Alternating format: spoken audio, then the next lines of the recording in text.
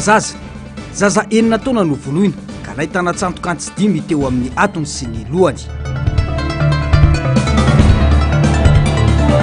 Fanentanana ara-politika ezaka mialoha ilain'ny antoko politika.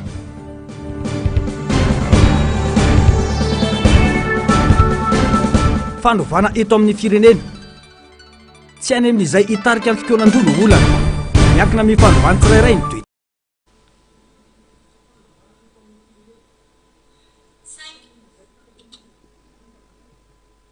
Raha ny firavantoko sy toko vavy tonga soa ato anatin'ny fotoana ny fampalalam vaovao eto amin'ny fahitalavitra MBS manasa mampanajana izay anaraka ny vaovao hatramin'ny farany. Vaovao mahakasika ny politika sy fiainana antoko avy hatrany no isataratsika ny fampalalam-baovao. Vahoaka maro no tonga niatrika ny filompanorona ny antoko tiky Madagasikara tao amin'ny renivohitry ny faritra aloatra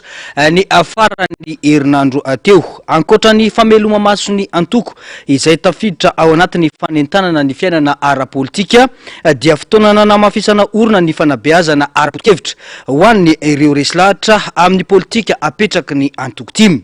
Azo atao tsara ny mbampantroso an'ny Madagasikara ary efa natao teto izany hoy ny Filoha Marc Ravalomanana nandritra ity fionana ity. Ny antsipriana izay eo amin'ny sary sindratsary ny mbola avatsara.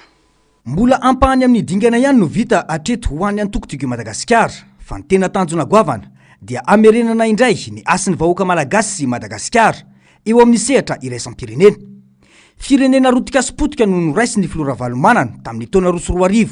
saingy irehareana fa vita ny nanarina ny firenena sy ny fiainam-bahoaka tao anatin'ny fotoana fohy nandritra ny tondrany any Madagasikara. Profon'izany laran'ny Madagasikara manerana izao tontolo izao sy ny arikarena fahobe izay tafakatra hatrany amin'ny 700 mahery ny taona 2024. Noho ny politika fampandrosoana napetraka tamin'izany fotoana no nazahoana io vokatra io fa tsy kisendrasendra akory. Averina izany mba ilaminan'ny fiainam-bahoaka indray ho hatrany ny Filoha Ravalomanana tamin'ireo mpikatroka tima sy ny mponina Ambatondrazaka. Sahiny aradia dia ny teny filamatra zany hoe finoana manana ireo finoana raha mbola misy koa farany a tsy foana fanantenatsika tsy nila ny ady mafy sika fa hain'Andriamanitra ny miasa hain'Andriamanitra nanaova zavatra rehetra dia zao zany zao nakatana mafy amin'izay mba hivelomana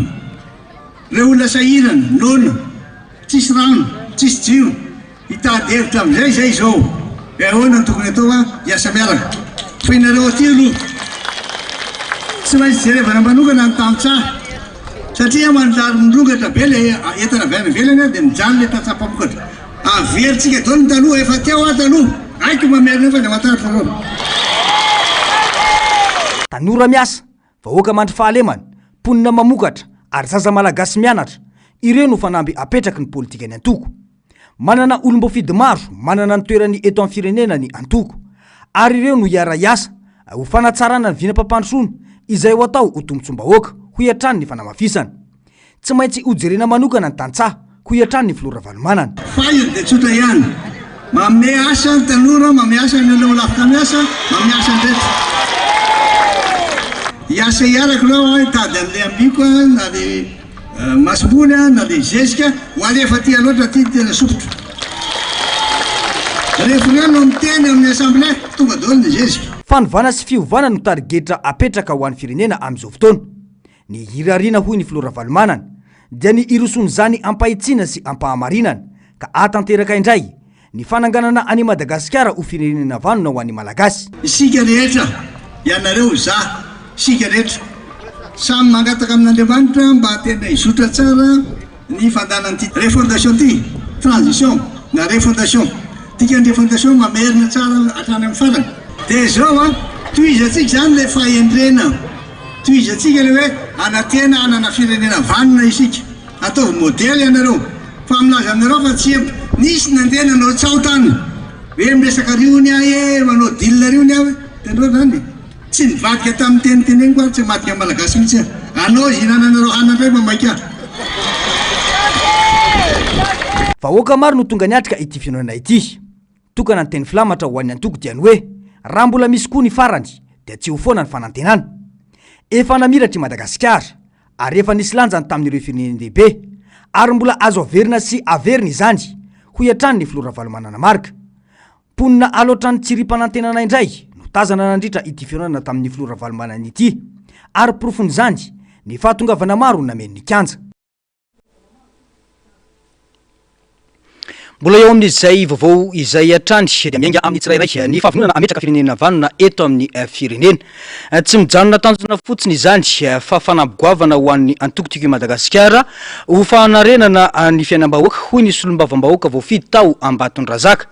Mila miasa mafy, miasa tsara ny rehetra manoloana izany fa tsy vitany vava fotsiny hoy atrany fanamafisana. Fanampanazavana eo amin'ny sary sindatsariny mbola avatsara. Siny olandrano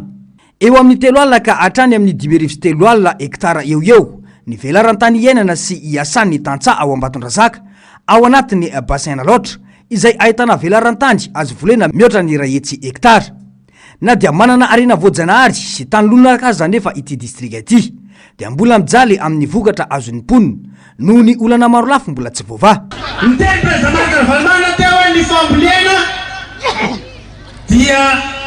Luana arna tsy dia fataloatra.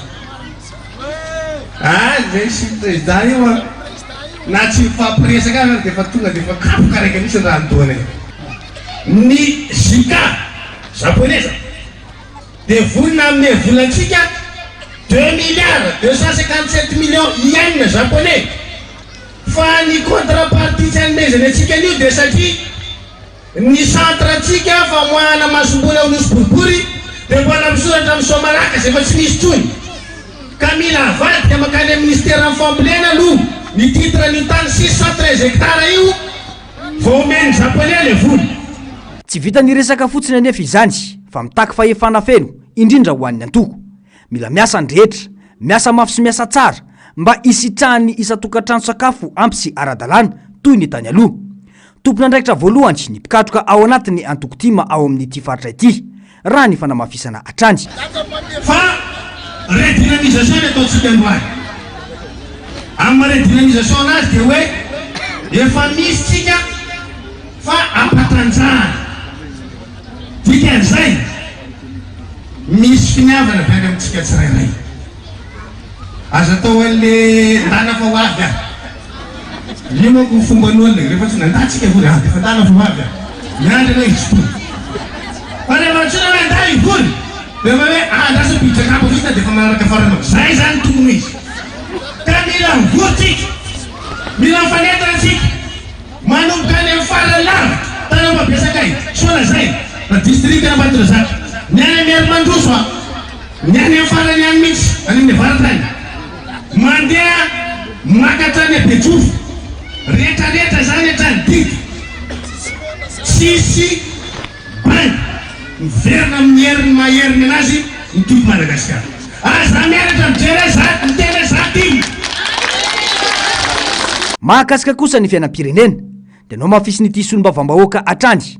fa goavana ary tena lozany fanodikodina mbola mpanjakana nataon'ireo mpitondra teo aloha. Mila mahay mifampiresaka amin'ireo mpamatsy vola isika hoy ity olom-bofidy. Azahoana mamafa ireo trosy tokony avery ny malagasy hoy hatrany ny fanamafisana. Le fanodikodina mbola 100 millions de dollars indramitsika amin'ny banky iraisam-pirenena. Ngia membre vatimana izy tena ny fotsiny any Maurice, go Maurice 652 millions d'euros par dollar. Misy zany afaka manome avy enina eny nomeny banque mondiale atsika. Volatsika io. Fa zany resaka ataontsika amin'ny mpamatsy vola. Angara verina. Nentsika le mpamatsy vola hoe anay zay manao netsy trosany regny ty ndraiky ety. Ka zay elaela vola alay gany Maurice de Sambe afaka tsika. Za manao raiky raha misy akaiky mba ataoko hoe lalapoizany zareo. Mitaky finiavana ara-politika ny fampandrosoana ary izany no isan'ny ombonany antokotima amin'izao fotoanana mijoro izao dia ny fandalana ny itsiny sy ny rariny. Firenena vanona no tanjony antoko izay midika fa mbola asa goavana no miandry ny mpikatroka rehetra amin'izany hoy hatrany ny fanamafisana.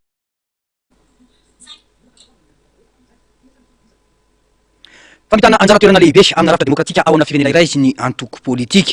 zosy adidiny antoko politika ny fanentanana ny fiainana ara-politika ao amin'ny fireneny fotoana anamafisana ny fototry ny antoko izay tena ilaina indrindra rehefa iroso amina fifidianana fanavozana tetikady fametrahana mpitarika vaovao sy fanamafisana ny fifandraisana amin'ny vahoaka no tena votoatiny ity adingana ity hoy ny solom-bava-bahoaka fetra rahalamizafombololona tato vaovao eo amin'ny sarisindra-tsary ny mbola avatsaratrany rapelona sy ny fiainan'ny firenena amin'izao fotoana izao fananganana rantsana ifotony matanjaka fanomezana fiofanana ho an'ny mpikatroka ary fantarana ny tambajotra ny mpanohana santionany amin'ireo asa ataony antoko ao anatin'ilay antsoina hoe fanentanana ny fiainana politika ao amina firenena iray ireo na ny redynamisation rehefa matanjaka ny fototra dia ara-dalàna ny fandrosoana sy ny fahavononana hiatrika ady politika hoy ny fanazavana zava-dehibe ihany koa ny fiomanany antoko politika amin'ny fifidianana satria io no mamatra ny mahara-dalàna sy mahamaty-anina azy eo mason'ny mpifidy ilaina ny fampafantarana fandarana asa mazava sy azo tanterahina fa ahafahana manolotra vahaolana amin'ny olana fototra iainan'ny vahoaka ary ny efisian'ny paikady mazava amin'ny fampelezan-kevitra manampibetsaka amin'ny fahatokisan'ny mpifidy izany sady miteraka fifidianana madio sy mangarahara ary indrindrandrindra ny fandraisan'ny olo-pirenena andraikitra manoloana ny fiainam-pireneny very fanomezana ainga avao satria miomana ny tiako Madagasikara amin'izay fifidianana rehetra ho avy ny arahatrika nahalala ny alatra sy miosoka satria raha ny solom-bava-bahoaka na ny be ny tanàna na ny mpanolotsaina ny tanàna izay voavidy tamin'ny anarany tiako Madagasikara sy ny miara-dia aminy dia vitsy noho ny alabato nataony ny mpitondra teo aloha hafa ny zava misy ankehitriny mijoroa manomboka any amin'ny fokotany atsangano amafisorona ny fokotim amafisorona ny comtim any amin'ny commune ny anivony tistim ny rektim ary ny any amin'ny faritany mila miomantsika rehetra marina misy no miteny hoe avaozy ny rafitra fa mafisitsika amin'ny hoe hovana ny toetsaina fotoana vaovao zao vanim-potoana vaovao zay iainantsika zao dia miomana fa tiako Madagasikara dia tsy ranony kopakoroka hoe tonga namana voa mafomafo tonga avy anarana député na be ny tanàna na iza olo-boafidy na olo-tsotra tsy eto ambatona zaka ihany fa manera Madagasikara tonga avy miara-dia aminay fanangana firenena vanina miaraka amin'ny presida ravalomanatsika rehetra mana fiarana tima misalana ambatona zaka mitaky andraikitra lehibe ny fanaovana politika ary tsy tokony oferana amin'ny andro na volana fifidianana ihany ny fiainana ara-politika ilaina ny fanavozana mitohy sy ny fahavononana lalina ka izany indrindra no mazava-dehibe ny redynamisation sy ny fanomanana stratezika ataony antoko politika mialoha sy mandritra ary aorian'ny fifidianana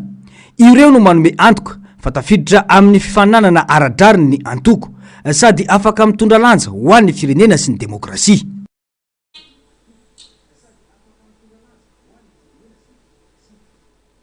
fa misy lalana feny ny antoko politika ary izany no isan'ny antony fiteteza-paritra izay ataony antoko tiky Madagasikara amin'izao fotoana izao hoy ny sekretera général ny antoko nandritra ny fiaonana tao Ambatondrazaka ny farany herinandro teo no mafisiny ihany koa fa tsy maintsy fifidianana ihany no hiafarany zava-misy eto amin'ny firenena no izany miomana ho amin'izany ny antoko tiky Madagasikara tato vaovao eo amin'ny sarisindra-tsary ny mbola avatsaratrany fanovana sy fanavozana no fanamby apetraky ny mpitondra eto amin'ny firenena amin'izao fotoana izao no izany antenaina fa ivoaka ny marina rehetra mahakasika ny fifidianana izay feny osoka ka mandeha iny anivon'ny fitsarana amin'izao fotoana izao hoy ny sekretera général ny antoko tiky Madagasikara manohana izao fitondrana izao ny antoko no izay fanavozana sy fanovana izay ho iatrany Irina Randriamasinoro tenenin'ny président teo manohana n'izao fitondrana izao tsika manino tsika manohana ny fitondrana manohana tsika satria na metoky ireo fa ampijoro fahamarinana eto amin'ny firenetsika na metoky ireo fa anao vesiny fifidianana madio ary na metoky ireo fa ao anatin'ny rotaona no anatanterahana zay fanavozana zay dia manohana azy tsika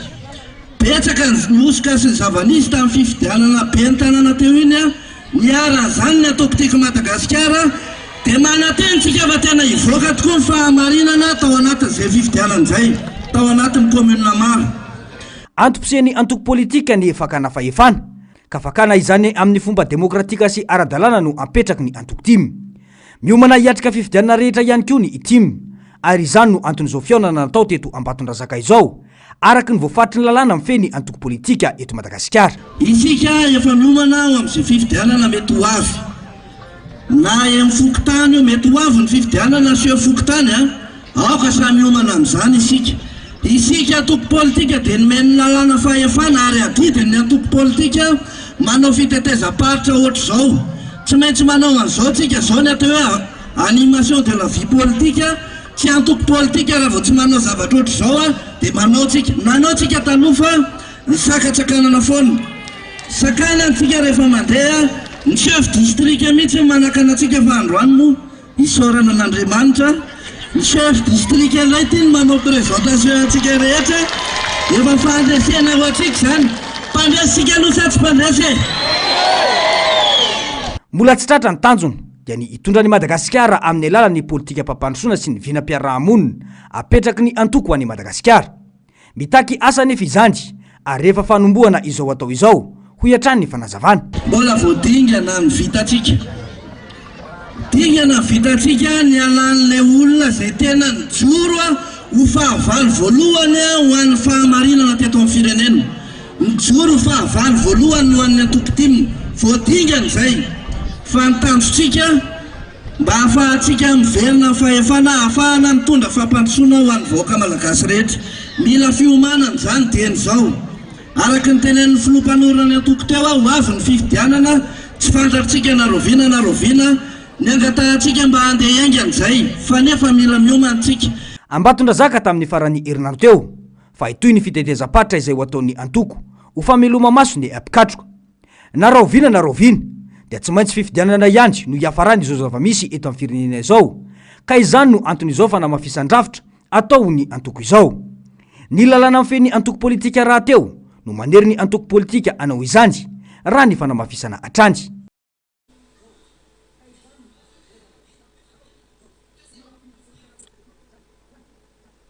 Tepkamaro mahakasika ny fianam-pirenena kosa sy ny fiainam-bahoaka no nitondran'ny filoham-panjakana ho an'ny fiadidina fanavozana ny Repoblika Fanazavana ho an'ny omaly nandritra ny fandarana manokana izay nataony. Manana politika sy drafitra mazava ho an'ny fanavozana takin'ny vahoaka ny fitondram-panjakana mijoro amin'izao fotoana izao hoy ny fanazavany. Tato-baovao mahakasika izay eo amin'ny rindran-tsariny mbola avatsara. No antitra terin'ny filoham-panjakana fa tsy fanonganam-panjakana no nisy teto Madagasikara fa etsy-bahoaka nanoloana ireo olana maro lafy.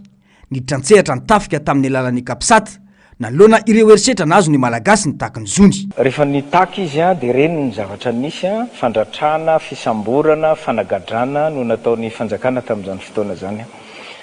Dia tamin'io fotoana 1 oktobra io raha tsy diso ny eritreritro ohatra nisy anankiroa ny voatifitra tamin'iny fotoana iny dia jeren'io mialatsiny amin'ny teny vazaha en direct zahay tao amin'ny kapisata tamin'ireny jeren'le vahoaka malagasy tifirina ohatran'ny dalo tifirina ohatran'ny mpangalatra dia nanapa-kevitra zahay nidina teny amin'ny 30 Mey hitondra ny vahoaka makeny amin'ny teny 30 Mey satria raha tadiditsika tsisy vahoaka tafiditra mihitsy ny teny raha tsy niandro iny angambany dia namaly ny etaeta ny vahoaka angamba zay ny avalonay azy ny etaeta ny vahoaka zay andro maromaro talohany reny efa niantso hoe aiza nareo miaramila fa maty zahay vonoan'le mpitondra sy ny namany namaly an'izay ny nataonay teny tsisy olona ny tifirinay teny miaramilanay ary ny tifirina. Tsy ny mpitondra amin'izao irery no afaka hitondra fanavozana fa ny vahoaka malagasy iray manontolo dia afaka mitondra ny anjara biriky no amin'izany. Izany no antony andrasana ary anamafisana ny firosoana amin'ny fikonan-doam-pirenena ho iatrany ny fanazavany. Izay no iandrasanay an'ilay fikonan-doam-pirenena na concertation nationale ifampiresahantsika zay andraisantsika rehetra anjara ny hery velona rehetra tsisy ankanavaka dia andray anjara amin'io fifampiresahana io. Avy ao no amoatsika ny tena fanavozana. Ny FFKM moa zany no efa omenay mandat ary efa miomana zareo amin'izao ny mbola tsy mampanomboka an'io fotsiny dia miandry ny fipetrahan'ny ministera-panjakana miandraikitra n'izay resaka fanavozana zay ny sisa mbola tsy anombohany amin'izao fa ny FFKM no anao azy. Ny fanorinay tena saika tiana hoentina avy any amin'ny commune mihitsy io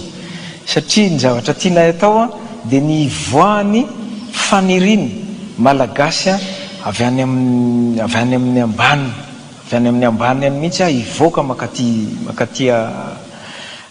ambony aty a hoe zao a ny etaetan'ny malagasy. Zay ny fanirinay fa tsika eo ny fotoana tsy ampy a eo ny vola ihany koa dia ny eritreritray aloha dia fa atomboka eo amin'ny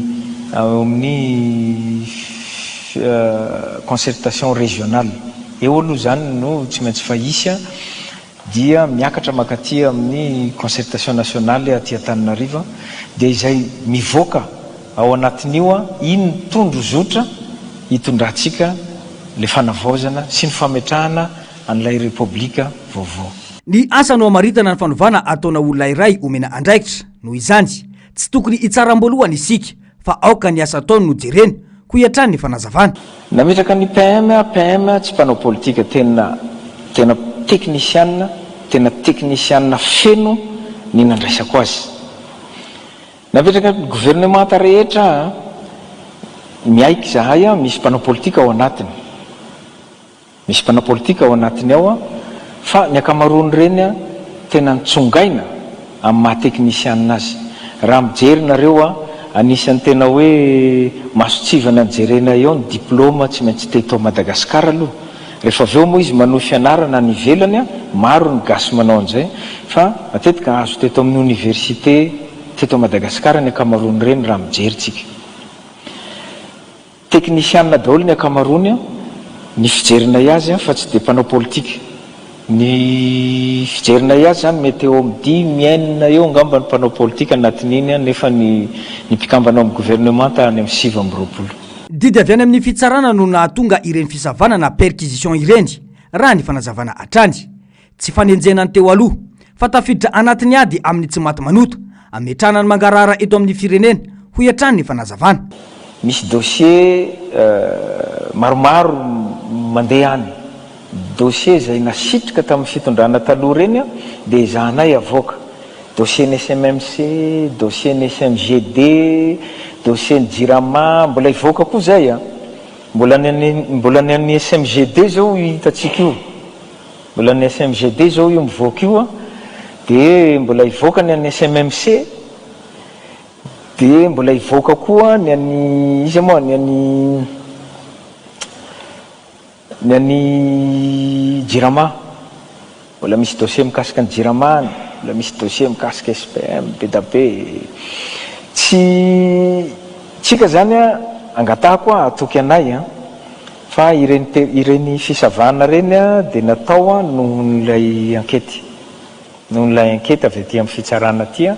Misy ny dingana foezaka ary eo ihany koa ny lavitresaka ho an'ny fitondrana mijoro mba amalina ny etaetam-bahoaka. Isan'izany ny olany Jirisondrano manerana any Madagasikara fa tsy eto Antananarivo fotsiny ihany. Efa misy fampiresahana amin'ireo mpamatsy vola ny anaovana ny tetikasa sahofoka sy volobe hoy ny fanamafisana. Ny 105 mégawatt zany a ny nahatonga anay tsy nandroso amin'iny a le machine raha tadidinareo a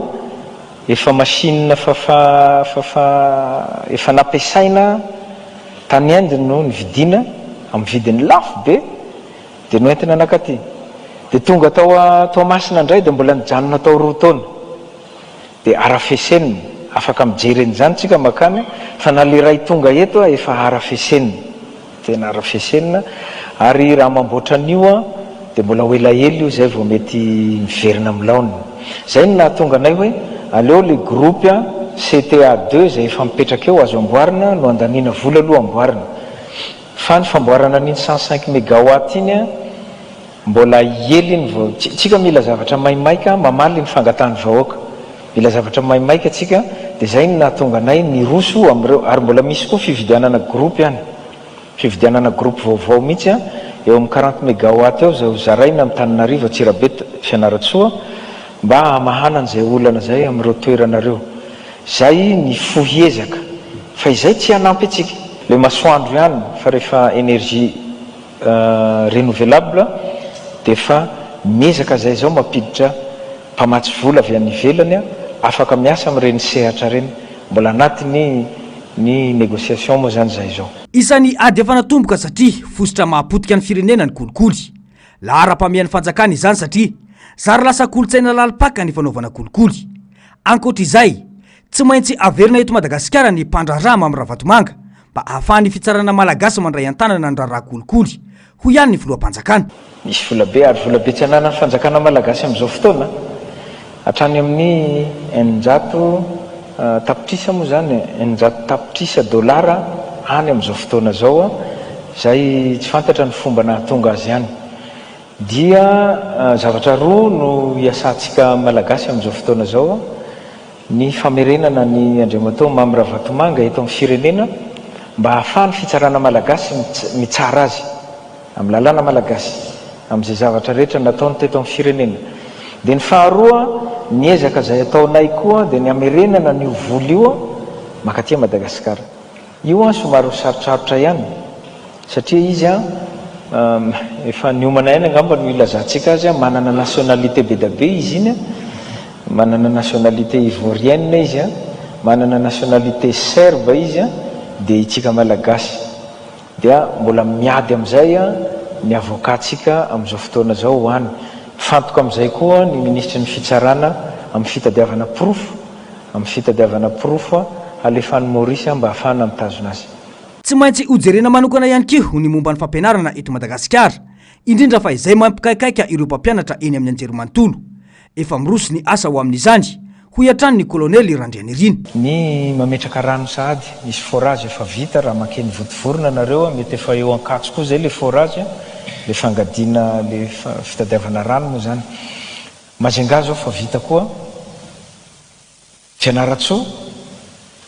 efa hany efa manao an'izay forage zay efa ikisaka makany Diego sy Tuliary ilay entreprise manao an'le forage. Anisan'ny ezaka fataonay koa ny fametrahana panneau solaire 1 méga isan'isany amin'ireny université mpanjakana reny ny votovorona ny Ankatso dia ny any amin'ny faritany rehetra efa mandeha ny ao Ankatso efa mipetraka azonareo jerena eny fa mipetraka ao le 1 méga amintsika miteny zao dia ny eny votovorona efa miasa ny jirama mametraka an'le 1 méga eo amin'izao dia ny any amin'ny faritany efa lasa ny camion mitatitra an'le entana makany ametrahana an'le 1 méga mba tsy isian'le mpianatra manao fanadinana ao anaty aizina tsony dia nasiana an'izay ihany. Ankoatran'izay raha makeo votovorona sy Ankatso nareo dia efa mahita bloc sanitaire maro be vaovao. Zay indray tena vaovao atsanganay misy eo amin'ny 20 angambany 10 isan'isany. 10 ny votovorona dia 10 ny ao Ankatso bloc sanitaire zay atsanganay mba hanomezanay mialatsiny cadre vie mba tsaratsara ho an'le mpianatra malagasy. Io ikisaka makany amin'ny faritany. Ny any Barika Dimy zao efa misy entreprise alefanay ihany amboatra le lakozy izy matsika zany le fandrahoana hanavao an'io. Dia mbola misy entreprise alefanay indray hanavao an'ireny trano fipetrahan'ny mpianatra eny Ankatso sy eny votovorona. Anisan'ny programme nay any amin'ny LFI any ny recrutement ary ny anomenina fotsiny angamba izy zay 7,000 raha tsy diso 7,000 fandraisana mpampianatra amin'ny herintaona raha tsy diso mba ampitomboana n'le isan'ny mpampianatra aloha sy ialana amin'le resaka fram satria ianao ihany ny teny teo hoe lasa le ray aman-dreny efa sahirana ihany mbola ampandoavina vola zay ny zavatra misy amin'ny fram io mbola ao ihany koa ny fampiakarana ny zavatra zay nitakiany mpampianatra teny Akianja ny indemnité de logement angamba izy zay ny efa tsy haiko 70 ariary sy 400 ariary le ny anjareo hatramin'izay dia za tsy hiteny hoe firy fa hiakatra izy ihany ny indemnité de cré koa izy zay angambany ohatra niakatra koa izy an'izay anatin'ny LFI ihany dia zany niezaka ataonay daholo zany anamafisana koa ny ina moa zany fampianarana eny amin'ny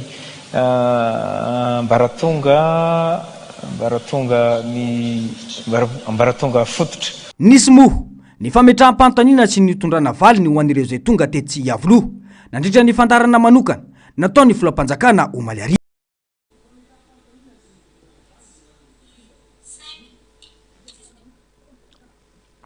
Fa ny asa vitany ihany no azo itsarana ny filoampanjakana miadidy ny fanavozana ny republika hoy ny filohan'ny fikambanana tanora Rana Leonievina manoloana iny havalandresaka sy ny tafa nataony colonel Mikael Randrianirina omaly iny. Toraka zany ihany koa ny gouvernemanta ampy ny anaovana tombana ny asan'izy ireo ao anatin'ny 2 volana raha ny fanazavana atrany raha toka tena miasa izy ireo kanefa tsikatra ihany koa fa misy ny tsy ahitana ezaka mihitsy atreto hoy hatrany ny faneho-kevitra. Narcisse Karazafy sy Mathieu Princy no mitatitra ny Antsipri am-baovao.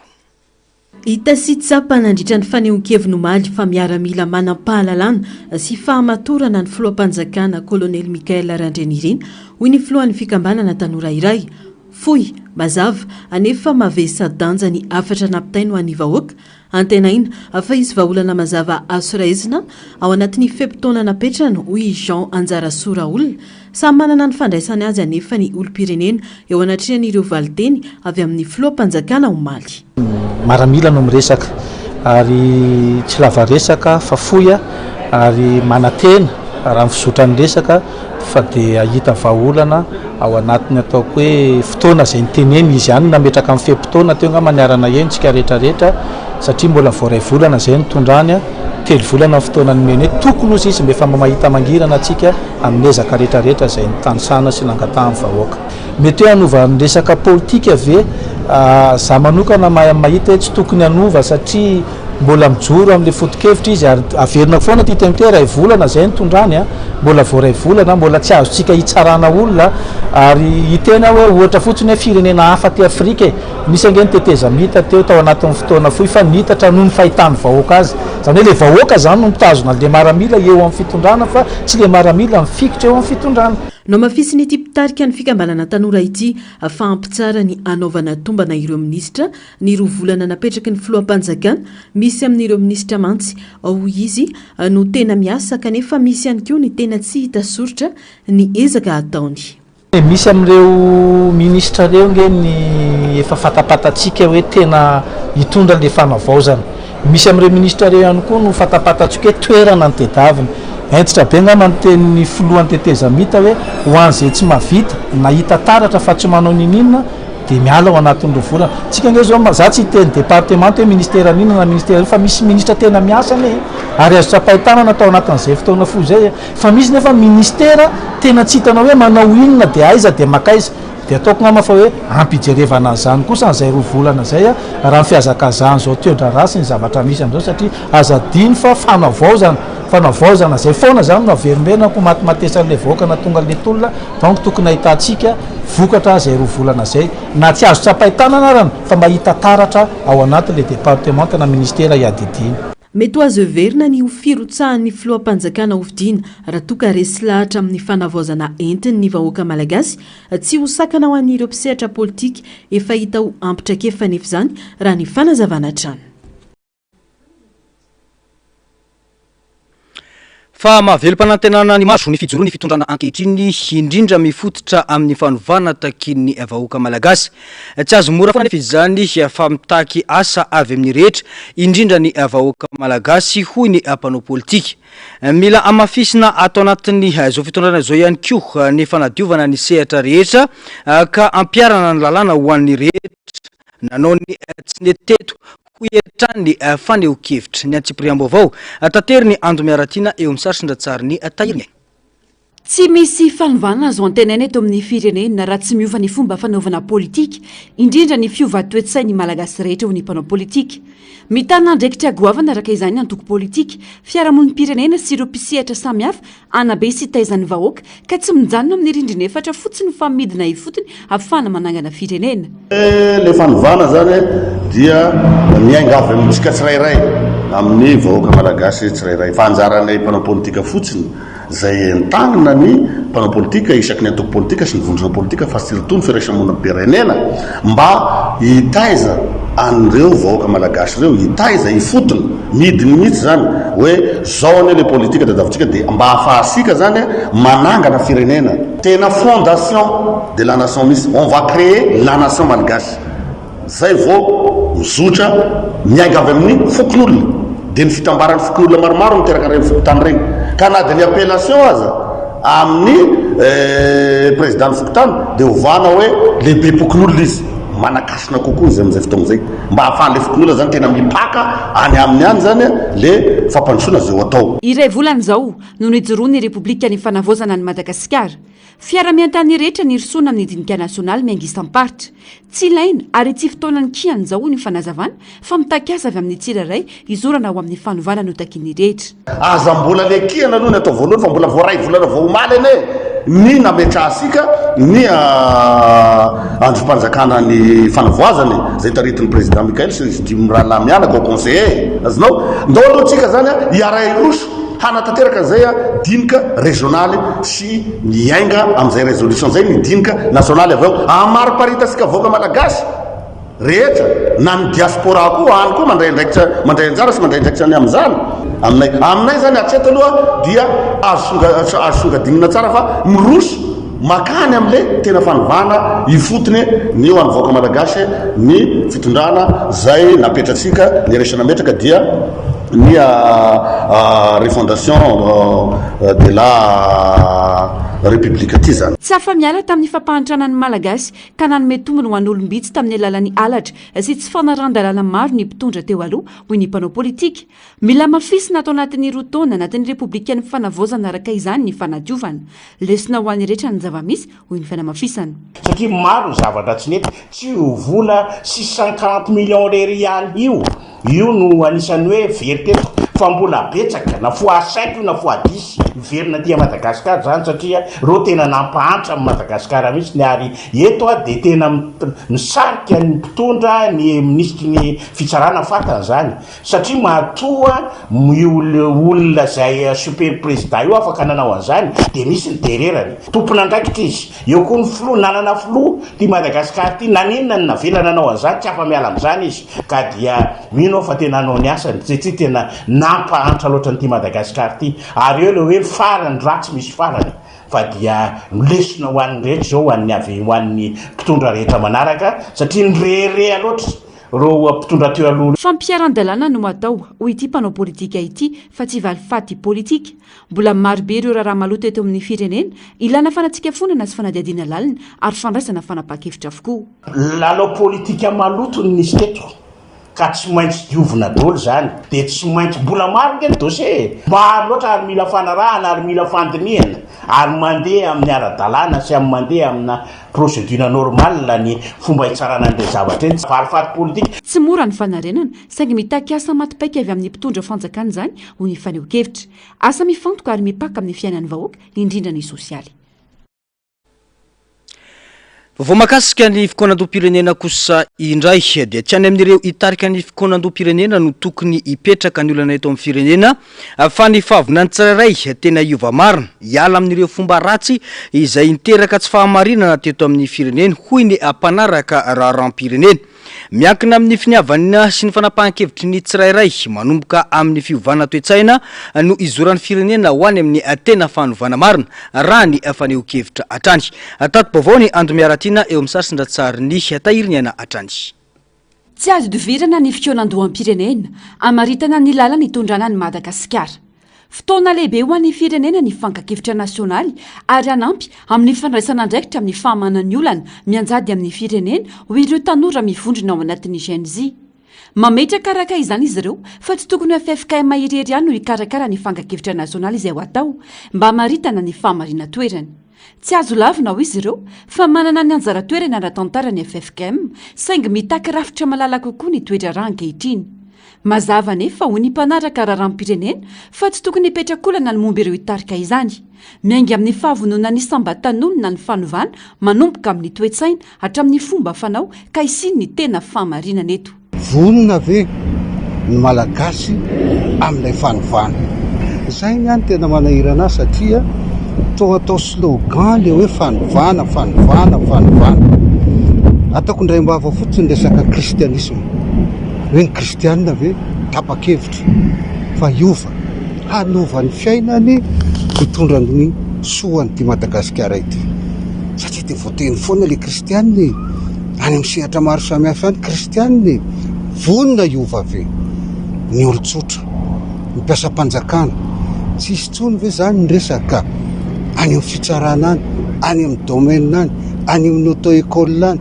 any amin'ny fidirana amin'ireny asa-panjakana sy ny maro samihafa ireny, tapa-kevitra ve ianao isika malagasy fa hajanona hatreo ny fomba fanao ratsy andao hiverina amin'Andriamanitra hanao ny fahamarinana zay ny andrasany. mijanona ho mpitarika fotsiny FFKM saingy raharahany malagasy ary ny rehetra no andray anjara amin'izany ho ny fanazavana. Mila tapa-kevitra ny tsiraray manoloana ny zava-misy ka nampy izay mitarika na iza na iza. Misy lalana hafa afaka ampiova ny fomba ratsy fanaon'ny malagasy raha tsy tahiova toe-tsaina dia ny dictature positive. Raha miteny ny fanjakana fa hanao fitoanam-pirenena misy mitarika izany dia isika vahoaka mihitsy aloha ny tapa-kevitra. Tapa-kevitra isika hoe hanasoan'ity Madagasikara ity. Latsaka ambany dia ambany iny isika malagasy, latsaka ambany dia ambany iny ny fahamarinana eto Madagasikara. Iza manao an'izany isika rehetra. Ka ny amin'ny birao ianao, manao auto-école ianao, manahirana be vao mahavita ndao reny. Iray hina mitindray maky ity hanampy izay mitarika. Nezany iza mitarika eo fa ndao hanana fiovana toe-tsaina, fa raha tsisy fiovana toe-tsaina isika ho sahirana. Raha toka tsy manova toe-tsaina isika malagasy dia misy vahaolana anankiray izay tsy tianao zany vahaolana izany, fa izaho dia mieritreritra hoe raha ito no misy dictature positive anankiray tsy misangy fa rehefa meloka dia meloka, rehefa tsisy dia tsisy, zay no mampiova ny malagasy. Fa raha tsy zay moramoreny any dia moramoreny any dia ho simba ny firenetsika. Iray amin'ireo mpisehatra eto anivon'ny firenena ny FFKM fiombona ny fiangonana kristianina eto Madagasikara nanomboka ny taona 1970 ary tafiditra ao anatin'izay ICR ny sosialy, ny fiarahamonina sy ny firenena. Andrasan'ny maro ankehitriny ny fotoana ny tanterahany ny fitoanandoham-pirenena izay fanamafisiny filohan'ny fanavaozana ny Repoblika ny Madagasikara fa tsy maintsy hirosoana ary tsy ho ela. Mila ezaka sy finiavana iombona ny Madagasikara mba anarenana ny rafitra fototra sy anamafisana ny fitondrana tsara tantana ary amerenana ny fampitokisana amin'ny fanjakana. Miantso ny anatanterahana fikonan-doham-pirenena sy ny fametrahana tondrozotra mazava ny fiarahamonim-pirenena voary firaisana entina amana ny olana sosialy sy ny manarina ny tsy mety teto amin'ny firenena raha ny faneho-kevitra izy ireo atrany. Nalisisikara zafy sy Mathieu Prince no mitatitra ny antsipriany vaovao. Mbola mitaky ezaka sy finiavana lehibe avy amin'ny isambatan'olona ny toetra raha iainan'ny Madagasikara ankehitriny na izany aza miseho ny fahavonona ny tompon'andraikitra samihafa metraka fomba fiasa mazava sy mahomby mba hanarenana ireo rafitra fototra anamafisana ny fitondrana tsara tantana mba hanarenana ny fifampitokisany olom-pirenena amin'ny fanjakana. Kendrena ny ametrahana rafitra entitra isorohana sy hitantanana ny ady amin'ny disadisara-piarahamonina kampiena ny olana mifototra amin'ny tsy fifankazahoana sy ny tsy fitovian-kevitra eo anivon'ny fiarahamonina. Jerena ohatra ilay rahantsika mahita ny rehefa tonga ny eto amin'ny na eo amin'ny tsena mahakasika ny tsena na ren'ilay ataontsika hoe ny fanatsarana zany assainissement zany ao anatin'iny na le rehefa tonga ny orana ao anatin'iny reny zany jerena satria ataontsika hoe ao anatin'le foezaka reny eo ihany koa ny lafiny reny zany ny anisan'ny faharoa manaovana fanairana zany ao anatin'iny mba jereo zay afaka atao ekena fa efa manana nylay ataontsika hoe efa maimoroso izy fa misy areo le fanairana zay anisan'ny jerena. Ny fahatelo dia hoe eo amin'ilay fametrahana le fiaonam-be le mety assise io na fiaonam-be pirenena eo nivon'ny fatra sy ny apetraka tsara apetraka zany zay le hoe ohatrany ahoana le fomba hanaovana anazy andraisana anjara satria zay zany efa manomboka ny avaty amin'ny firaisamonim-pirenena ao anatin'iny dia mandeha miroso ao anatin'izay hoe mitondro zay zay anjara brika amin'izay rehetra fanaovana an'izay fanompany zay dia zay ny anisany hoe mila apetraka mazava tsara zay hoe amin'izao ny fifahafahana amin'izay mba hahafahanay mandray anjara sy mitondra zay anjara brikinay. Ankoatra izay manao antso ny amin'ny tokony anatanterahana maika ny fikonan-doham-pirenena ireo fiarahamonim-pirenena mitaky ny ametrahana fomba fiasa mazava sy mirindra azahoana vokatra azo tsapahitanana ho hiatra ny fanazavana. Tokony apetraka tsara ihany koa anefa ny tondrozotra entina manatanteraka izany mba hahafahana mandrafitra ireo hevitra sy fitarainana rehetra entina manarina izay tsy nety teto amin'ny firenena. tena marina aloha zany de hoe zay mivoalaza ny tompona andraikitra ao anatin'iny fa atao hoe efa misokatra moa zany anisany efa voantsy tany anatin'iny moa zany ny afaty firaisamoam-pirenena nanatona ny APPM fa le hoe zay le tiana hipetraka foana hoe hapetrao le tondrozotra le izy hoe rovina manomboka le izy mba ahafahana de miomana satria raha zay rehetra zao reo zany zay zao nytonga eo de mba manana zay marary azy ny tsiraray satria ny firaisamoam-pirenena ngelanyelan'ny vahoaka sy mpitondra de manana ny marary azy de samy mba manana zay rehetra hoe reto ny hita eritreretina fahafanivana ao anatin'iny de mba ahafahana mitondra anazy eo anivony rezonala tsy voatery andro zany hoe any amin'ilay hoany daholo zay rehetrarehetra fa mba manana hevitra zay ao anatin'iny de zay le takinay hoe apetrao mazava fotsiny le izy ahoana le calendrier izy ahoana ny dingana tokony atao de miroso zay ao anatin'iny mitondra zay anjara bikinay zay ao anatin'iny izy aloha de zay mahatonga le izy hoe satria anatin'iny zay ny tena mankandrina hoe satria zay mahatonga atsika le menimenina ao anatin'iny hoe lay fikanandom-pirenena foana ngeny mamaritra le hoe ravao i tsy famandany vola satria anytsika rehefa tapaky ny rehetra zany ny fanarahany rehetra ao anatin'iny anytsika zany vao mametraka hoe zay ny tapaky ny rehetra ao anatin'iny nalena koa ny hevitra ny avy any amin'ny faritra tsiraray de tokony atao faranzaingany iny ao anatin'iny mba hanamafisana ny fanapa-kevitra iombonana asandratra ireo rafitra efa misy indrindra fa ny rafitra ifotony fanakalozana amin'ny commune sy ny SLC omena lanja ihany koa ny anjara toeran'ny filakevitry ny tanora eny anivon'ny commune sy ny faritra endrika fampidirana ny feon'ny tanora amin'ny fanapa-kevitra manandanty zany anaovana antso ho an'ny fitondrana izay mijoro amin'izao fotoana araka izany ny jerena maika ny olana ara-tsosialy misy eto amin'ny firenena asiana fanairana kely ihany koa mahakasika ny tatsaha sy ireo tanora zay atao anatin'ny faritra Analamanga de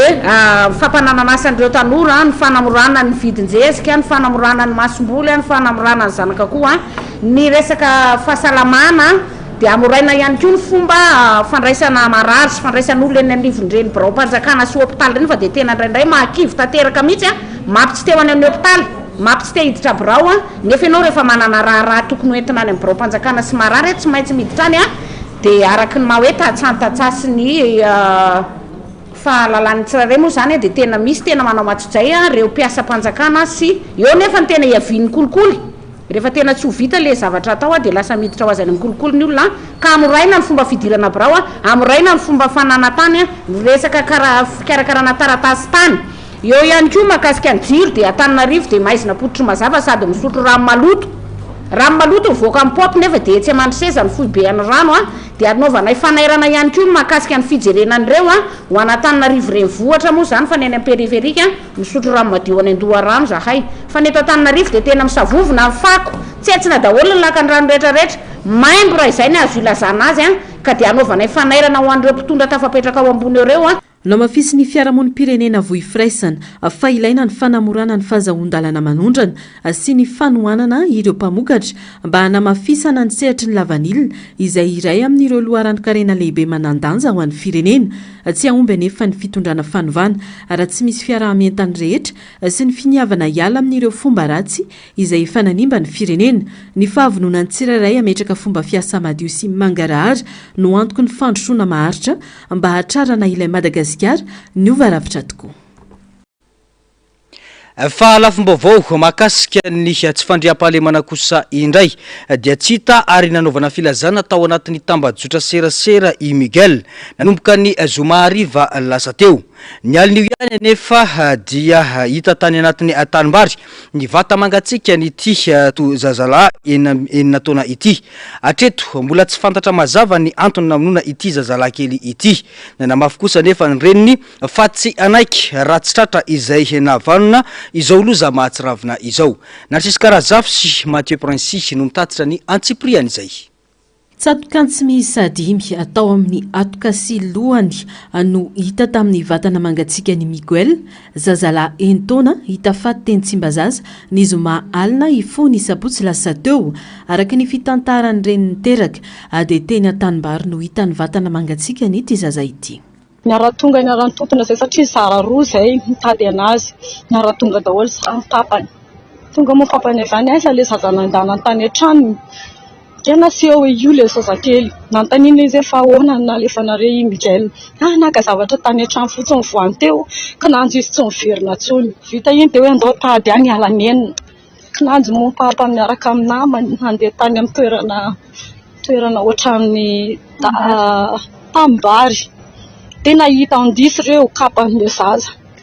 aty kapan'ilay zaza sao dia aty zany dia nijerena indrisy nefa fa ilay zanako fa nioka tanaty rano mipotaka maloto a araka mitsantoko azy a efa nahoaka an'zareo tany ezan'ireo zany hoe natsentsona tanatin'le dalina maloto be le zanako fa tsy tafatsentson-dreo a dia fendra maloto tao izy dada moa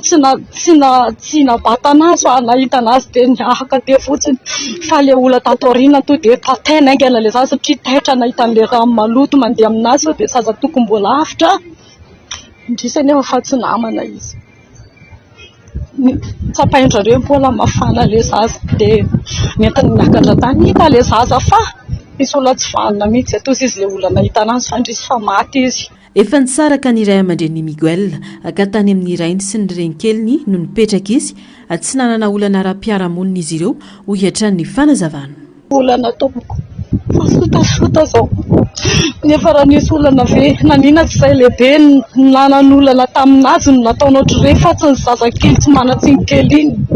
dia tsy mba narary ve folo hoe tsatoko antsy indray mandeha ty zaza ty iny ange marary mibitabitaka an'iny ve dia zakanao namono anazy nefa ny tsy haiko hoe fona biby ve sa fona iny alika ary mbola ty anjana hoe io zana amin'ny prizerie mbola alainy alika iny zaza io nefa tsy haiko hoe fona biby ve taloha mbola efa misy ahinay fa hatreto aloha mbola manao ny asa amin'ny polisy fa zao kosa aloha ny justice fory a Miguel tsy manaiky za indrindra zareny tsy manaiky za satria mafy loatra nanaovana ny zanako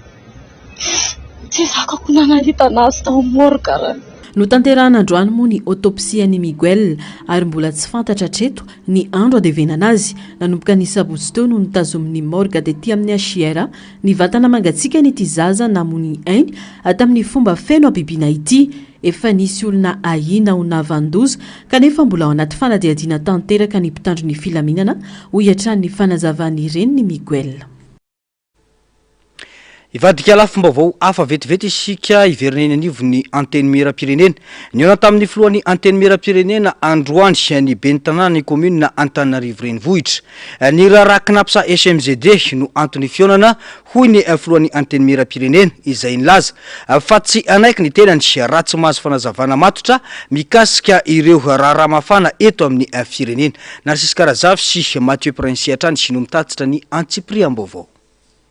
Tonga nanantona ny filohan'ny anteny miram-pirenena ny ben'ny tanàna n'Antananarivo renivohitra maraina io atao ireny fiantsona natao azy nambaran'ny filohan'ny anteny miram-pirenena fa hanokatra fanadihadiana momba ny raharaha SMGD sy CNAPS ity androm-panjakana ity ka izay no ny antsona ny ben'ny tanàna tsy ny ben'ny tanàna ihany no enoina fa nampanantsona ihany koa ny tale generaly ny CNAPS raha ny fanazavana.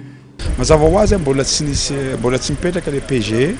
ny gouvernement avy any amin'ny présidence mise en œuvre an'io vao ataony zareo fa na zany na zany na raha-pirenena tompoko dia tsy afaka miandry za fefa niteny aonganonareo tsy ho filohan'ny anteny miram-pirenena raha misy ministra ilainareo tsy tonga ato fa tsy tokony hisy intsony averiko indray tsy tokony hisy intsony ny solom-bava-mbahoaka mandondona varavaran'ny ministra zany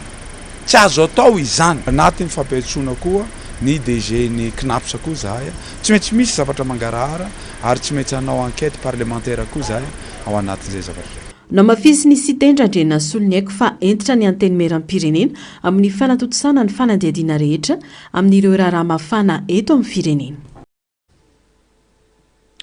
Vao makasika ny fahasalamana kosa indray dia ny fiakarany tosidra ny arerahana mahazo ny reny tondra voka dia isan'ny manomevahana ny fahaterahana alohan'ny fotoana raha ny fanazavana nataona mpitsabo marefo kokoa ny zazateraka aloha loatra raha ny fanazavana atrandy ary tsy maintsy atao trotro antratra mba hotody amin'ny lanja tokony ho izy ireo zazateraka aloha loatra ireo raha ny fanazavana atrandy. Narcisse Karazavy sy Mathieu Prince atrandy no mitatitra ny Antsipriana izay vaovao izay. mitombo hatrany ny sanjaza teraka alohan'ny fotoana tamin'ny taona 2024 valorivo sy iray etsy ireo zaza teraka aloloatra voarakitra teto Madagasikara ary teo anelanelan'ny taona 2024 sy 2024 dia nahatratra 405 ireo zaza tsy tonga volana no maty teo am-piterahana manodidina ny 7 isanjato ny fahaterahana rehetra tamin'ny taona 2024 hatramin'ny 2024 dia zaza teraka tsy tonga volana avokoa araka ny antotany isatrany maneran-tany 20 tapitrisa mahery ny zaza teraka aloloatra isan-taona izany hoe ny zaza 2 no teraka tsy tonga volana mihoatra 9 isanjato ny ireo fahaterahana aloloatra rehetra ireo no miseho aty Afrika sy any Azia Atsimo faritra izay mbola tsy ampy fitaovana sy fandraisana tanana feno ara-pahasalamana maro ny antony mahatonga ny zaza teraka tsy tonga volana raha ny fanazavana nomeny ny mpitsabo zaza ka isan'izany fiakaran'ny tosi-drahany ireny mitondra voka. Ny antony mahatonga ny zazakely teraka tsy tonga volana teraka miloloatra dia maro moa izy ireo matetika indrindra dia ny tsy fahasalaman'ny reniny eo am-pitondrana voka. Tena matetika indrindra dia ny fiakaran'ny tosi-dra eo am-pitondrana voka na mety misy hafa koa toa nefa fitondrana tsy mikaretina mandritra ny voka na ohatra misy aretina toy ny hoe diabeta. Izay raha mandritra ny voaka hoentin'ny reniny fa misy koa ny aretina mitaizany reniny efa hatramin'izay dia mbola mahazo anazy mandritra ny fitondrana voka toy ny areti-po, ny aretin'ny fitaovam-pisefoana dia izay mahatonga ny zaza teraka mialoha satria mila voaka mialoha loatra. Ankoatran'izay nefa dia misy antony maro samihafa toy ny hoe tsy fahatomombanana ao amin'ny tranon-jazany le renin-jaza ohatra dia nefa koa ny zaza teraka kambana na kamba 3 na kamba 4 dia matetika koa izy ireny na tsy marary ary dia teraka mialohan'ny fotoana. Manodidina ny 3 kilao sy 500 grama eo ny zaza teraka aloloatra vao azo lazaina hoe ampilanja ary mandra-pahazon'izay lanja izay dia atao trotro antratra ny zazakely. Manodidina ny 2 na 3 volana eo vao azo lanja io raha ny fanazavana nomen'ny reny manana zanaka teraka tsy tonga volana. Nampidiriny zareo satsina didina dia natao gouveze aloha izy 2 jours afaka 2 jours amin'izay afaka nitsangana dia natao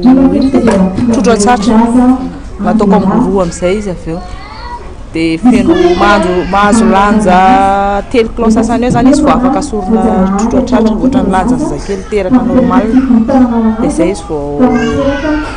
mahazo miakanjo amin'izay fa mibiridana foana izy. 2 volana teo zany vao nahazo lanja ny herinandro ihany izay ny tany any hôpitaly fa après an'izay zay efa nody dia manao contrôle indroa anatin'ny herinandro. Tena nanao analyse be dabeta satria za mbola miditra hôpitaly herinandro vao tena latsaka izy fa tsisy ninino fa tsy haiko mety reraka amin'ny asa angamba satria za ny asa tamin'izay boka anazy dia mety reraka loatra angamba ny nampatonga anazy teraka loloatra izy tsy afaka minna sakafokafo ohatrany hoe sakafo eny amoron-dalana zao ianao dia sakafokafo amin'ny hôtely trotro na ohatr'izany fa tsy maintsy mila zavatra madio foana zany izy dia izy koa mandany vola kokoa satria mandra-pafeno ny herintaona izy tena manaraka traitement be mihitsy ao amin'ny dokotera tsy mitovy amin'ny ankizy trotra zany dia ianao koa tsy maintsy mampiasa ronono ankoatran'ny nononao satria ohatrany anazy zao tia mbolana vao nay mitseritra nono fa tsy mbola mahay mitseritra nono izy satria mbola tsy mahay mitseritra ny lela mbola tsy ampy tsara. Sarotra sy mampitaintaina ny mitaiza zaza teraka aloloatra kanefa tsy maintsy ateraka ho ity renim-pianakaviana iray ity isan'ireo zaza velona soma tsara ny zanany na dia teraka tsy tonga volana aza. Tena injana be ny elan'ilay izy voalohany indrindra no mampitaintaina be ilay zazakely satria tena kely be tamin'ity vao teraka izao 1 kilo 520 dia tsy maintsy nampidirina couveuse tamin'ny voalohany dia tao anaty couveuse 2 jours dia avy eo navoaka tao fa mba netinety kely zany ny lanjany dia tsy maintsy natao an'ilay bebe kangoro dia iny ny hitako nampiovana azy vetivety satria tao anatina 3 jours fotsiny izy dia efa nahazo 1 kilo 920 dia efa afaka avoaka ny hôpitaly izay fa tena injana be ilay mikarakara zazakely satria mampitaintaina ilay izy ianao mbola tsy niaina an'izany ilay zaza tena kely na mandray sy manolo sy mikasika azy ary tena mampatahotra be. Ao mois latsaka herinandro dia vao maiko nisy an'izay le hoe 8 mois zay dia mampatahotra kely zany le hoe matetika zaza 8 mois tsy azo foana dia saorana an'Andriamanitra aloha nono fanampiny dokotera sy any dia mba ahasoma tsara saorana an'Andriamanitra aloha izy mba salama foana tsy marofo mihitsy tsy faharofo mihitsy zany izy fa isambolana hoentina any amin'ny hôpitaly foana jerena ny fahasalamana dia mitombo ara-dalàna misakafo tsara minono tsara. No Mariana Androany moa ny andro maneran-tany ho an'ny zaza teraka aloloatra nisy ny atrikasa nanomezana torolalana ireo ray aman-dreny manana zanaka teraka tsy tonga volana na ahafahana ny fampizara hevitra sy traikefa ihany koa tanjona ny ampahafantatra ireo ray aman-dreny momba ireo sakatsakana sy olana trehan'ny zaza teraka aloloatra. Fananamafy ny fitakiny kosa ireo mpianatra eo anivony Saint-Emad na dia tsy afaka nanao ny fitokonana faobe na nolona ny sekoly aza izy ireo. Natao ampilaminana ny fitakina ho fanajana ny filaminam-bahoaka hoy ny solitenan'ireo mpianatra. Namafy ihany koa izy ireo fa manohy ny antaratohatra rehetra samihafa amin'ny hetsika fitakina izay ataon'izy ireo ka nisy ny fametrahana taratasy fangataham-panazavana ho an'ny fitantanana ny sekoly. Ankoatra izay dia nanome 20 ora azahoana valy momba izany ireto mpianatra ireto ho fanomezana asina ny hetsika fitakina. Ny antsiprian'izay hoentiny miantona ratina sy sariny atahiriny aina. Natao ampilaminana ny fitakina nataony mpianatry ny Saint-Emad na ny Centre National de Téléenseignement de Madagascar androany ho fitandrona ny filaminam-bahoaka hoy ny solitenan'ireo mpianatra. Tanjona ao anatin'ny fitakina ny fanatsarana ny fitantanana sy ny fanavaozana ireo rafitra rehetra ao amin'ity sekoly ity. Efa nisy ny fangatahana fifanatrehana nataony ireo mpianatra ho fanajana ny rafitra misy saingy tsy nisy nandray ary tsy nety ny aona tamin'izy ireo ny tompon'andraikitra raha ny vaovao. Na izany na tsy izany anefa maneho ny antanatohatra samihafa ireo mpianatra hanamafisana ny fitakina ka nametraka taratasy fangatahana fanavaozana ny fitantanana teo anivon'ny sekoly androany. Mifantoka betsaka amin'ny zava-misy aina ny mpianatra ny fitakina. Anisan'izany ny fanatsarana ny kalitaon'ny boky omena azy ireo, ny fampifanarana toetrandro ny boky izay efa lany andro, ny fanafianganana, ny famohana ny valim-panadinana farafatana ny iray volana sy ny fitsarana aradrariny sy ara-dalan'izany, indrindra ny fanatsarana ny fanomanana ny fanadinana.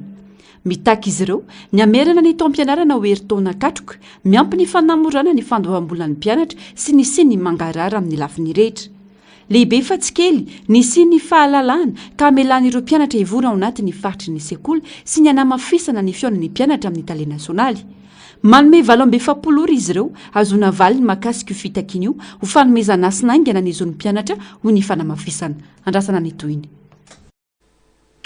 Vao makasika ny finoana kosa indray dia niarany ombombavaka tamin'ireo mpino katolika atao amin'ny eglizy katolika fo masiny Jesoa Varadrova Ambatondrazaka ny filoha Mary Karavalomana na omaly. Fotoam-pivavahana lehibe ho fisaoran'Andriamanitra namaranana ny fankalazana ny fahazato-taona ny sy ny lamesa voalohany teo anivon'ity fiangonana ity. Niry Andrianarivony MBS Ambatondrazaka no mitatitra ny antsipriana izay vaovao izay. Afalina ho an'ny filoha Mary Karavalomana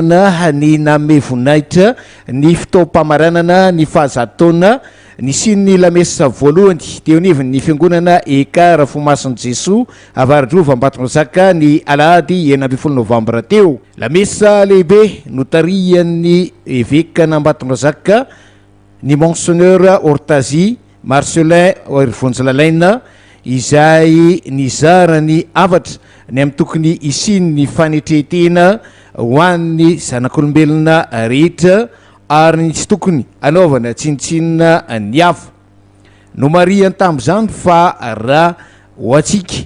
malagasy indrindra hoy izy ny avy ao an-tsianaka dia tokony ampiasaina mihitsy ny karavasy entina mandroaka izay iverina fa toetra ratsy mba ahafahana mitondra fanovana ho amin'ny tena famarinana manaraka ny didin'ilay pahary izao rehetra zao. Engane ho ny filoha Mary Karavalomana ka irotsaka amin'ny malagasy rehetra ny fanahy masina mba hahaiza ny tsiraray avy manetritrena mba hatratrarana ny fanavaozana izay katsana ankehitriny.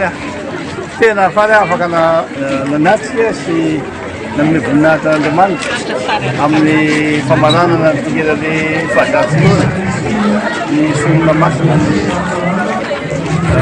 Cara Sacré-Cœur Avaratova Ambassade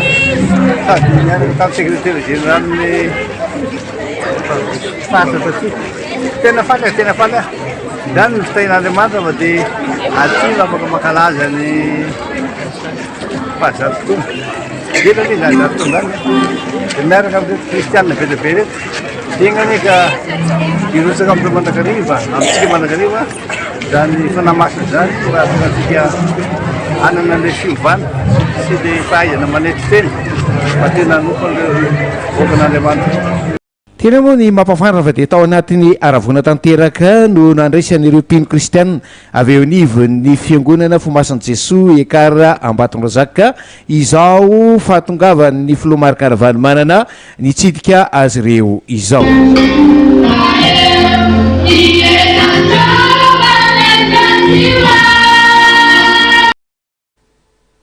fa mandeha kosa ny asa fanamboarana ny village artisanal eny Ivato raha ny atona andrindra ny fotoana maromaro izany noho ny zavanisy teto amin'ny firenena hatramin'ny 20% ny asa raha nitatitry ny ministry ny fizahantany sy ny asa tanana izay nidina teny antoerana nijery ny zavanisy sy ny kondo niaraka tamin'ireo orinasa manatanteraka ny asa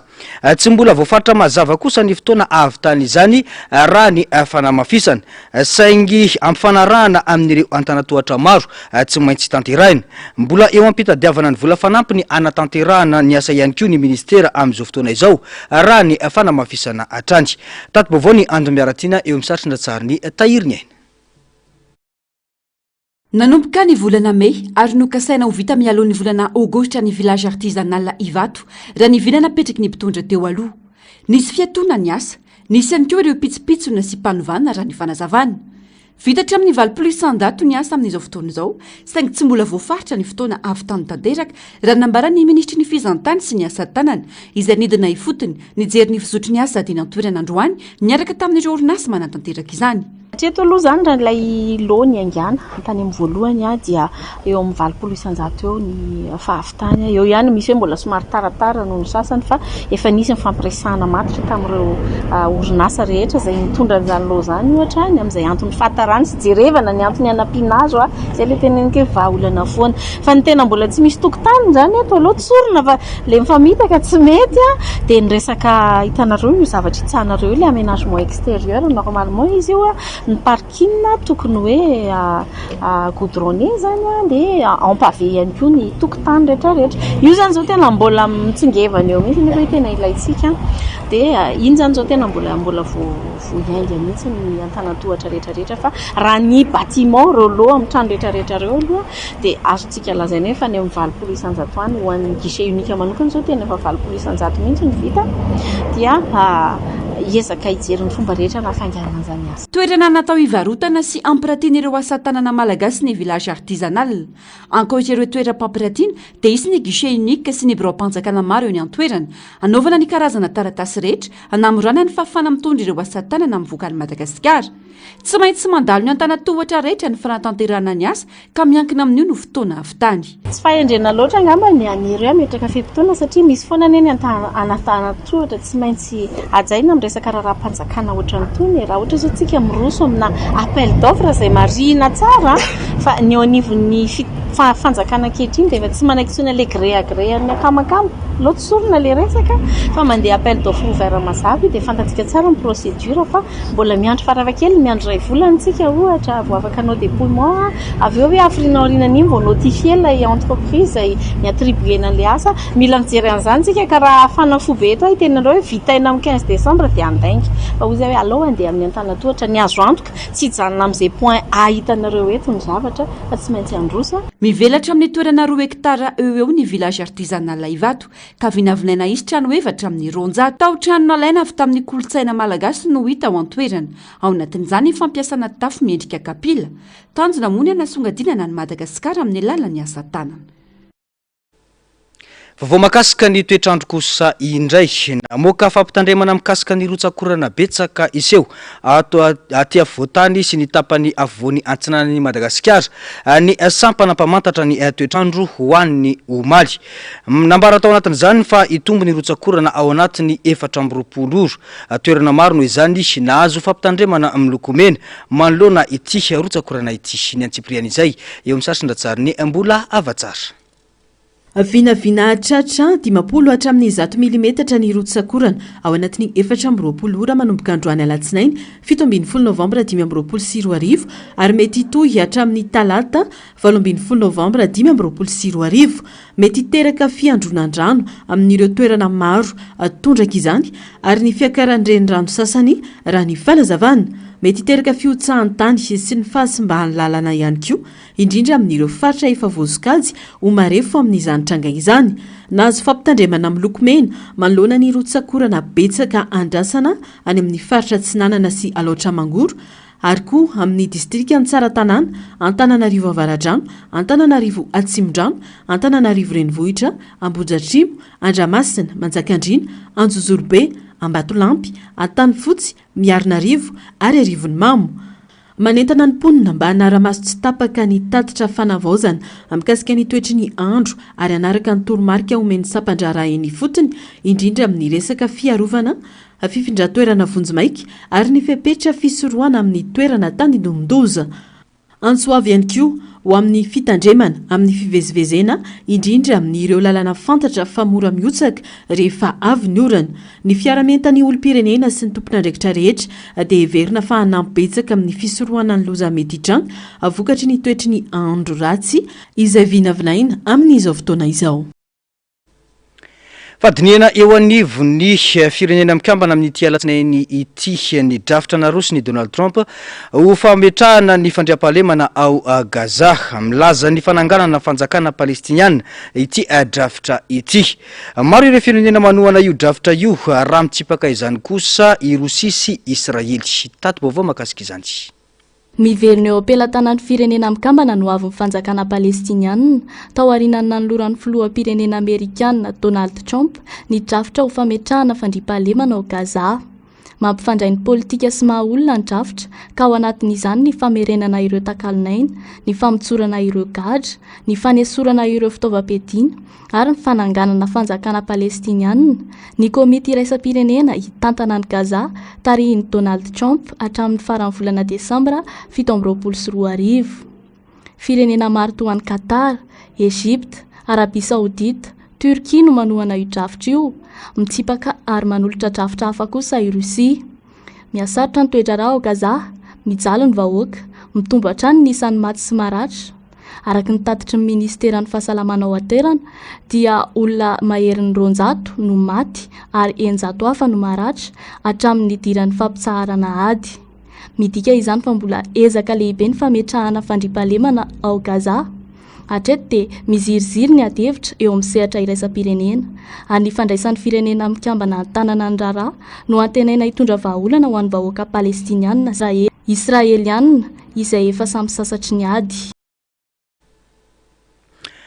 Any Soudan kosa indray dia mitoy ny herisetra matsiravina ao amin'ny faritry Darfour avaratra any Soudan. Miantso vonjy sy fanamafisana ny ezaka ny fandaharana sa iraisam-pirenena ho an'ny sakafo na ny pan. Manoloana ny famonoana sy ny fandravana natao tao El Fasher. Mihoatra ny 700 irena moignainy tamin'ny fanafian'ny tafika mpampandritany. Araka ny tatitry ny sampandraharaha iraisam-pirenena misana ny fahasalamana na ny OMS. Barbary ireo herisetra tato anatin'ny tapabolana hoy ny fanehoan-kevitra fanampanazavana. Manentana ny fianakaviam-be iraisam-pirenena sy sampandraharaha iraisam-pirenena misahana ny sakafo na ny PAM mba hanafaingana ny ezaka hanakanana ny eloka be vava vaovao El Fasher, Soudan.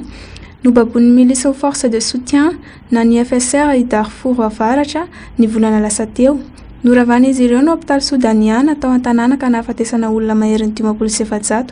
Mampifarahontsana ny zavan-tranga tao El Fasher hoy ny PAM izay nilaza fa azo nofehezina raha nisy ny fandraisana andraikitra ara-potoana. Ankehitriny, tsy maintsy avoroeny ny ady atao tsy hiparitahan'ny loza amin'ireo faritra hafa indrindra ny Kadogli toerana efa nangatahany mpamina idirana an-tsehatra efa volana maro izao kanefa dia voadidina tanteraka izao. Araka ny tatitra ny tetitrano ny milisy FSR namono sivily ary nanao erisetra ranofo. Anarivony ireo olona nandositra ny Elfasher. Araka ny tatitra ny mpamina izay nampanantena ampitombo ny fanampiana, tsy ny anoanana ihany no mamelo ny mponina fa eo koa ny aretina teraky ny tsy fahampindrano sy ny fahalotony tontolo iainana. Manamafy ny mpamina fa tsy Elfasher ihany no atahorana. Misy tranga mitovy amin'ny tao Elfasher koa manko any Kordofan sy Kadougli ka mila misoroka lozateny izao ny fikambanan'ny resam-pirenena. Efa hatramin'ny taona 2024 ny adiny tafika Sudanais sy ny FSR samy voaroiroy nanao famonon'olona. Tomanan'ny firenena mikambana ho mihoatra ny 12 tapitrisa izao ny isan'ny olona nafindra toerana. Ankehitriny mifantoka amin'ny zavatra mahatsiravina sy mifepetra mampivarahontsana miseho Elfasher ny mason'izao tontolo izao. Nanamafy ny mpamina fa tsy azo adonona ny zavatra misy ao Kordofan, Kadougli sy ny faritra hafa izay samy atahorana isian'ny loza mitovy. Dao rahantsika kosa indray ary ireo afakely. Toy izao hitantsika amin'ny sary izao ny lelan'ireny tigra ireny, na dia tsy kakeny aza ny olona iray fa lehilahy fotsiny dia miteraka ratra satria misy poizina ka atahorana izany. Tany Peroa, lehilahy mpilomano iray antsoina hoe Willy no nidirany rivotra ka izao ny botsina hitantsika amin'ny sary izao no nahazo ny vatany. Tao amin'ny morontsiraky Pisco any Peroa no nisehon'ity tranga ity.